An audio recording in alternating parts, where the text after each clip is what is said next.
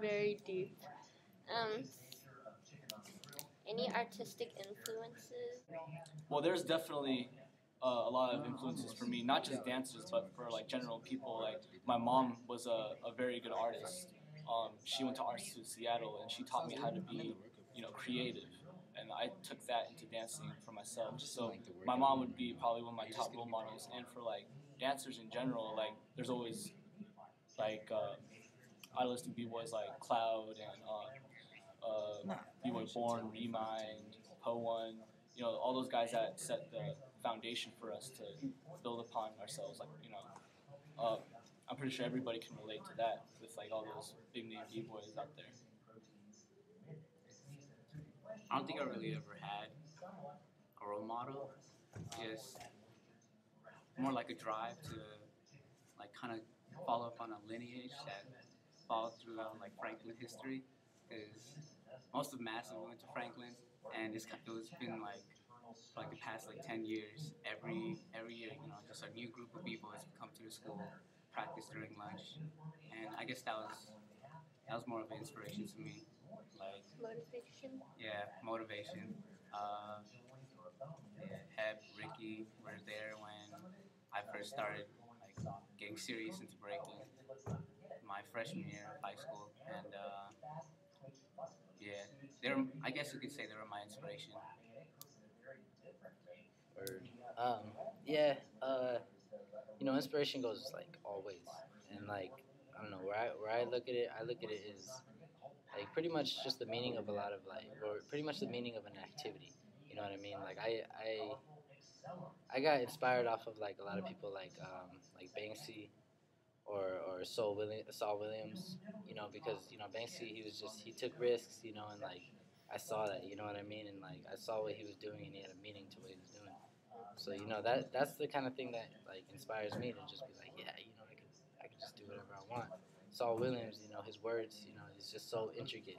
You know what I mean? And he goes the extra mile just because he wants to. You know what I mean? Because he can. And that's what inspires me, like to do what I do.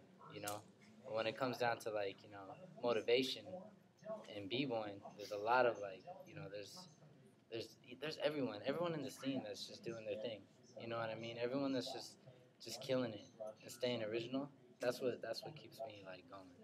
And like a lot of the original cats, like they open up your eyes just because they're from a past generation, which like you don't look at it differently because this shit like fucking it goes by fast, and it changes in the next 5 years, even 3, you know what I'm saying?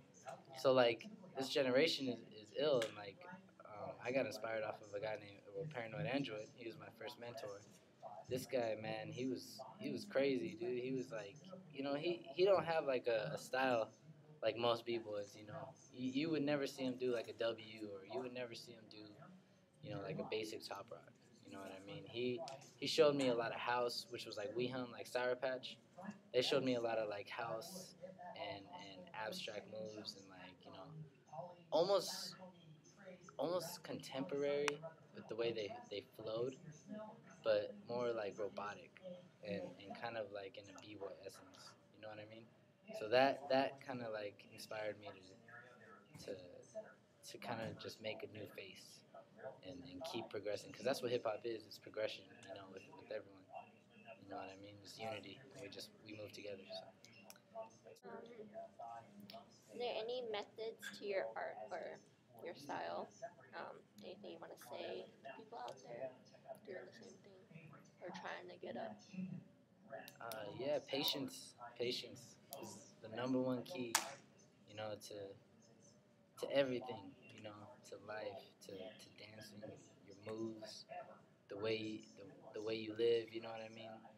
Just be patient. Don't think about other people, or give support to other people, but don't think about like what they're doing. Just think about what you're doing and just stay original. Don't worry about it, because if you do that, if you worry about someone, then there's always going to be that pressure where it's going to be like, oh, I'm doing this wrong, I'm doing that. But if you don't worry about it, then everyone's just going to keep doing their own thing, and it's not going to matter. So that's all I say. For me, it's like, all right, go ahead. Yeah, be yourself. Your style is who you are. when people see you out on the dance floor, they're not just seeing your moves. They're seeing, they're seeing you and how hard you're working, but like they're seeing you in dance form. It's like your signature. This is what you would be if you were a dance. Like you just gotta, like Theus was saying, just be yourself. You just gotta mind yourself. Don't worry about what other people are doing, because in the end, it's all about you and everyone around you. Just be yourself. Yeah, for me, like every view in dancing is like critical. Everything's important, but like what I want to stress is you have to be musical. And that's just what I built my style around, is because that's what the dance is built upon. B-boying is about hitting the break, which is where the part where the record breaks down, has all the snares and the trumpets and all the instruments. I feel like it's really important to capitalize on that, because that's where you show your character, because everybody has their own unique way to hit a beat. Like some people might do a power move, some people might do top rock or 6-step, or some people might just hit a freeze, and there's so many possibilities on how to be musical and hit the beat, and for me that's what's most important. How do you think you give back to the hip hop scene, or like what do you give into the new generation? Like I said before, there's always going to be a past, and it's like it's not that people are like almost like burning out or anything. It's kind of like what you just put into the scene, and if you could keep putting into the scene, just like go down to the basis. You got to be yourself, of course. If you keep putting more formula into the scene, then people are gonna see that, and it's just gonna keep growing. You know what I mean? That's all it is. Hip hop is like the blob. You know what I mean? Like you just gotta keep feeding it and feeding it. You know what I mean? So your asshole shut. Keep feeding you and feeding you and feeding you.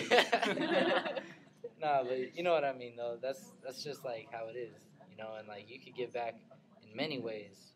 Many ways. You could throw jams. You could come out to them, do interviews. Anyway, we're giving back right now. You know what I mean? People are gonna see this. People are just gonna be like, oh damn. You know what I mean? So, I mean, that's what's up. That's my input on it. Well, earlier today, I didn't really think I gave back to the hip hop community at all.